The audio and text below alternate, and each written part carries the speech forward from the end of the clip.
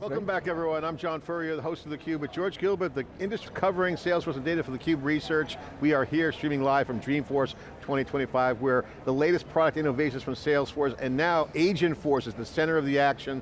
Agentforce, fill in the blank, they got it all, and it's in productivity, it's a tech platform, and I'm excited for this next guest, CUBE alumni, now senior leader at Salesforce, Muddu Sudhakar, Senior Vice President, General Manager of IT and HR Service at Salesforce. Moodhu, great to see you. Friend of theCUBE. You've been, I don't know, probably on a dozen times on theCUBE. Now you're a senior leader at Salesforce.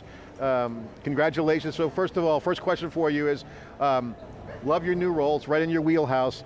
What are you working on? What's your focus? What are you optimizing for? What are some of your goals? First, I want to thank you, John. And you and me go back to 15 years. So thank you for having me. It's been a great experience working with theCUBE. And again, great opportunity at Salesforce. Thanks to Mark Benioff, Jujar Singh, and Kishan Chetan. I'm really excited to be about this opportunity. And the reason I took over this role is very clear. Look, this will be my 4th time doing ITSM.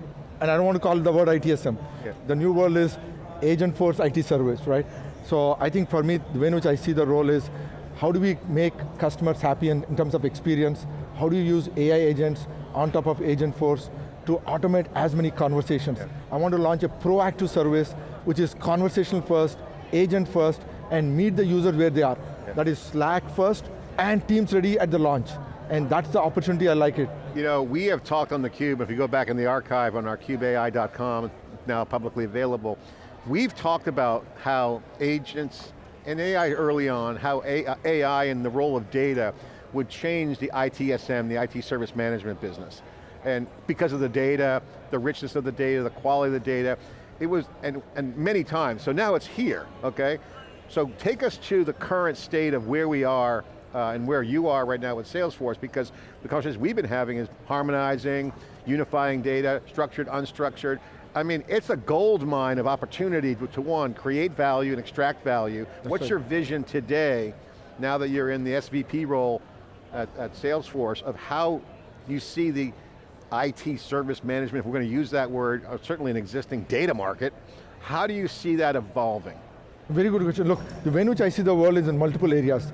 The IT service itself that we see today is, first thing is we have to do is make sure that most mundane tasks are automated, right? Employees, when they have a request 24/7, you have to have AI agents, but they need data, as you said. Without data, nothing will happen. And on top of the data, you need the context. What Salesforce has done with the Data Cloud, Data 360, and Agentforce 360 is so marvelous. Before, what happened is, data is in a silo. Knowledge articles are in legacy ITSM systems. They are not outside. Sometimes it could be in some other third-party systems. And that is where the zero-copy Data Cloud really gave the foundation. Then the context layer came in. Then the Agentforce platform came to build the agents.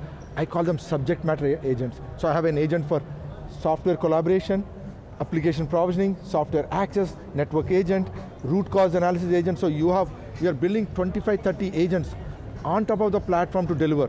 And with the workflows, see what really changed even after November 2022, after ChatGPT is, this year is all about agents and agentic. That means requires workflows, actions and tools.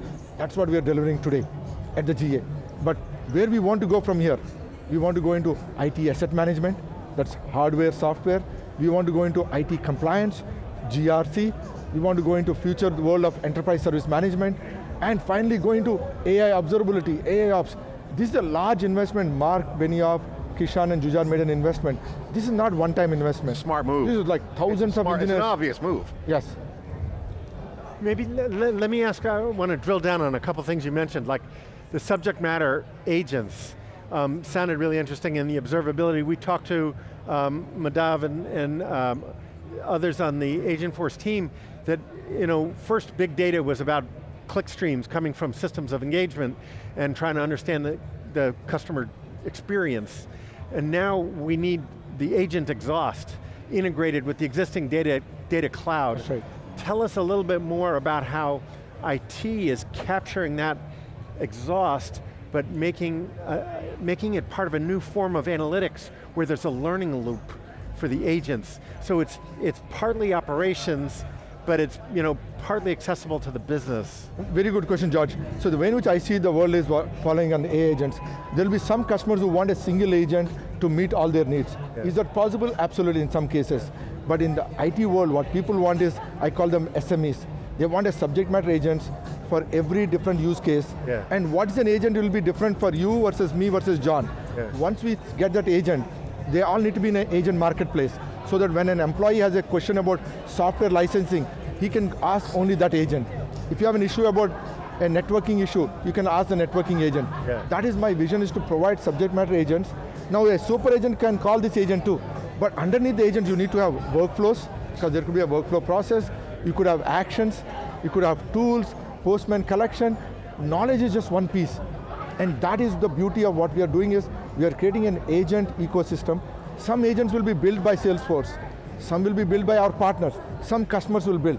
That ecosystem is what we want to thrive. But let me unravel a little bit more, because it's something that you said that was intriguing, like the root cause analysis one, like in AIOps. It's a very difficult problem to sort of piece together all the logs, traces, metrics and events to try and determine what caused something. How can you help in that scenario? Absolutely, so I'll tell you what we are doing out of the gate at GA. Yeah. See, when an incident comes to us today, in the new product called Agentforce IT Service Desk, for each incident we are doing a proactive root cause analysis. How are we doing it? We look at your historical tickets, similar tickets, we are also doing cohort analysis, we are also looking at your knowledge articles, your resolution notes. So out of the gate, the AI can think non-linearly. Humans think linearly, you and me think linearly. I don't know about you and John. John thinks non-linear. I'm a linear guy. No, I'm very linear. You're linear too. Oh no, I'm very hybrid. No, but this is so you say subject matter experts. What we've been talking about earlier all day yesterday was the domain expertise of people and context is greater than quality. If you look at AI, mixture of experts is one of the core tenets of reasoning. That's right. So how do you see this subject matter agents, is that kind of like an active, deterministic subject matter experts? Is this where the action happens? What's your thoughts on that? Because very good question, John. I think now you're getting the details of an agent. See, agent by definition should be probabilistic and non-deterministic. If you make that a deterministic, in some cases I have to do deterministic too, don't get me wrong. But agent by definition should be reasoning and inference should be non-deterministic. Underneath, let's say if you are doing a HR agent where it has to do certain processes, you may follow a deterministic process. So some agents may call a deterministic workflow. In that case, you can still call it a deterministic agent or deterministic. It's situational. It's situational, but most customers want probabilistic. The reason people love what has happened since November 2022, ChatGPT and OpenAI has shown the new world of probabilistic. So being non-deterministic, probabilistic is the way to go from a transformation. But at the same time, you have to have the guardrails, you have to have the security, and human in the loop. So what we did is each agent can have the human in the loop, guardrails, support the deterministic process, and that's where Salesforce flows comes in, our MuleSoft flows comes in. So we are leveraging all the properties of Salesforce to build this agent. I know you're new, so you might have an answer for this. You probably do have an answer, but it might not be the official answer from Salesforce. Competition has an advantage too. How do you see you guys differentiating with the platform in this area? Because again, everyone else has access to the same AI too. They're probably working on AI. What's your answer to that question? I think we have more advantage than competition is. I'll tell you why it is. First is, we have created this system ground up in the last 18 months. Competition has to still with legacy system. Their data is in disparate system. Nobody has a data cloud like what we are launching. Not the competition in my IT service space. Third, nobody has an Agentforce platform like what we built here. So data cloud, Agentforce. Third, service cloud. The number one jewels of Salesforce is our service cloud platform. It's 9+ billion revenue with 60,000 customers. All I have to do, John, is stay with Salesforce customers, get them on Salesforce service cloud platform to IT service. I can be happy every day and get a good growth going. George, we predicted this. This is so much fun because 3 years ago we're like, hey, if they can abstract away the complexity of Salesforce, and this is like, that's a real advantage. In fact, it's a new category. Ariel Kelman was on earlier, and yesterday on the analyst session we were talking about, it's kind of a new animal here. Salesforce has grown into something new. Do you like Ariel's and what they did the show? We should give him a round of applause to Ariel and the team. He did a great show. It's like awesome. Of course, theCUBE's here. And one thing that's the stack, John, to your question earlier, 3 things we can offer, nobody can do. It's the scale, security, and the intelligence. That is our difference, that is Salesforce difference, that no other competition can deliver today. They're all still dealing with disparate systems, design. When I was 25 years old, I'm still 25 by the way. All right, are you the agent? Are you the agent or are you the real? I don't know, I'm younger, I feel more energetic now than when I was 25 years back. This is a cultural revolution. I was saying this yesterday, that this is not the old, new guard replacing the old guard. There's a lot of cultural intersections between old and new, senior and young, because this is a revolution. It is. And that's not talked about a lot. That it's not just like the young guns. I mean, we're coming out of the woodwork. We love this market. I mean, come on, it's the most exciting time. As you said, I call it the cross-pollination. It is people who know about AI, don't about AI, as you said, young, old, the mix of everything. And this is what I like the beauty about is, and no human being should be left untouched. It's like us, like old guys, you know, like, hey, we used to walk to school in the snow with bare feet. Now it's a wonderful time, right? Because we knew what AI could do, but it never was ready. The infrastructure, the timing of the infrastructure, AI infrastructure growth, the platform layers, the harmonization layers that George documents, is all kind of in place. The pieces are there.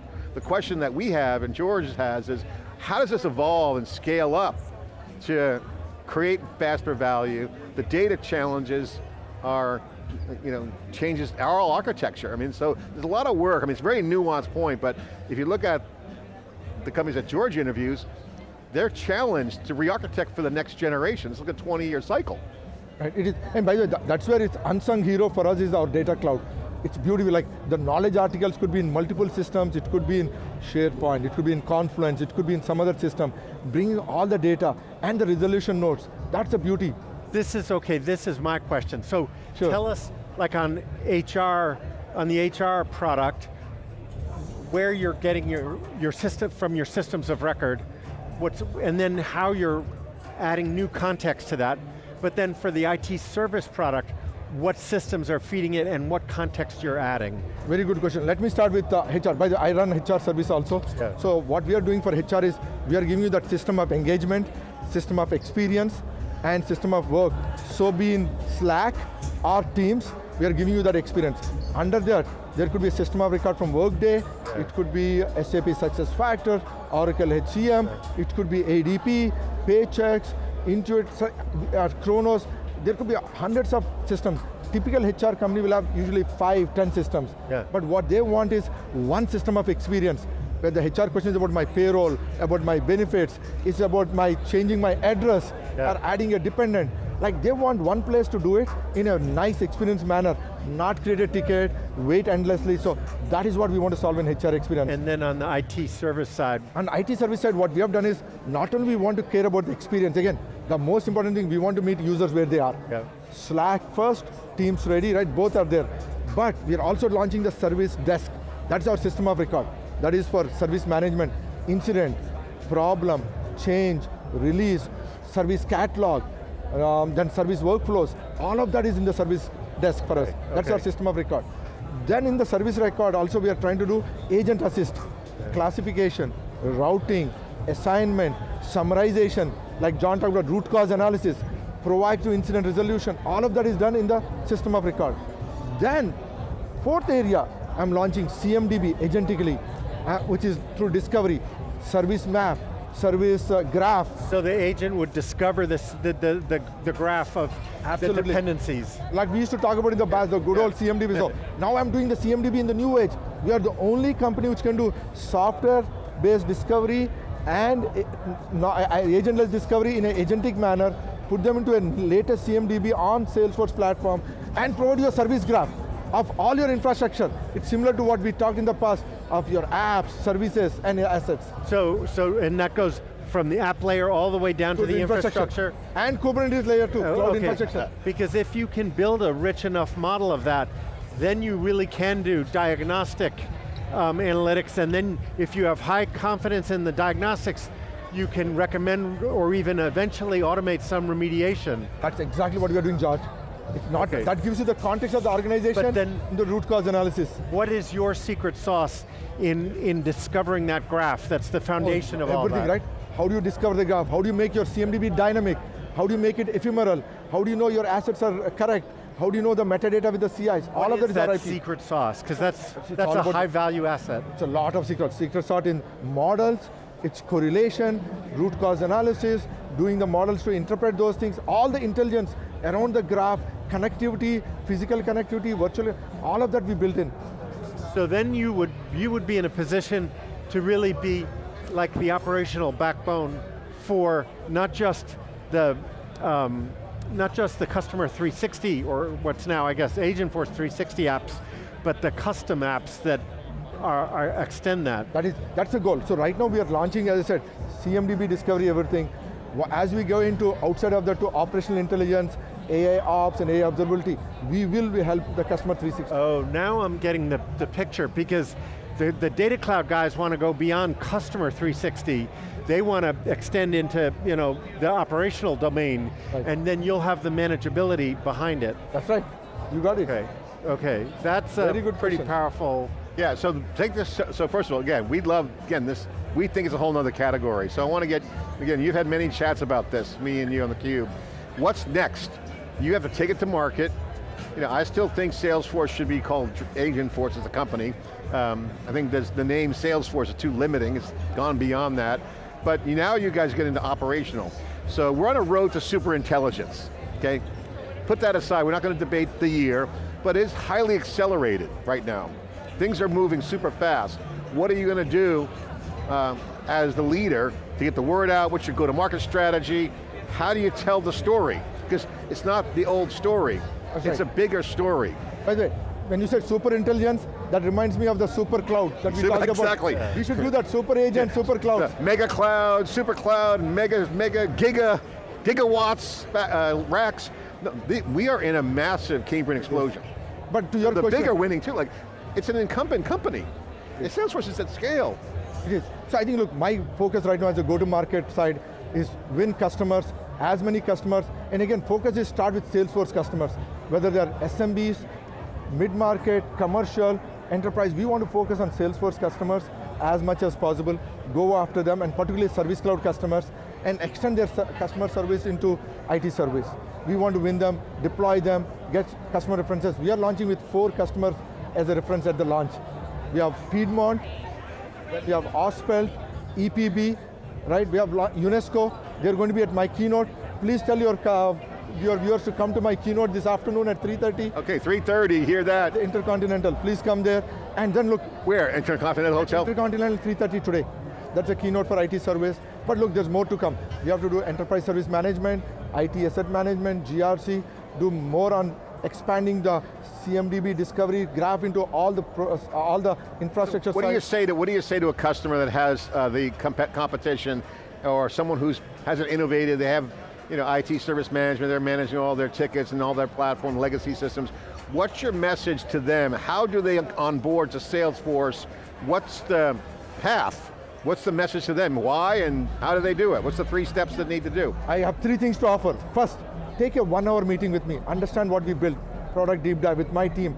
We spent thousands of resources to create this, at least give us 1 hour chance. If you like it, we do something called light up the org, John. Light up the org is we take their data, sample data, anonymized, load up into our org with Salesforce instances, fully created. So I'm going to create before you buy the product, you'll see your incidents, your root cause, your management, everything with us. That's right. Third, if you like it, then we want to co-partner, co-create with you, your use cases, and work with you as a partner. Yeah, and you're going to get the word out. Moodhu, thank you for coming on theCUBE. Congratulations on the new role as the senior leader at Salesforce, senior vice president and GM. A little P&L pressure.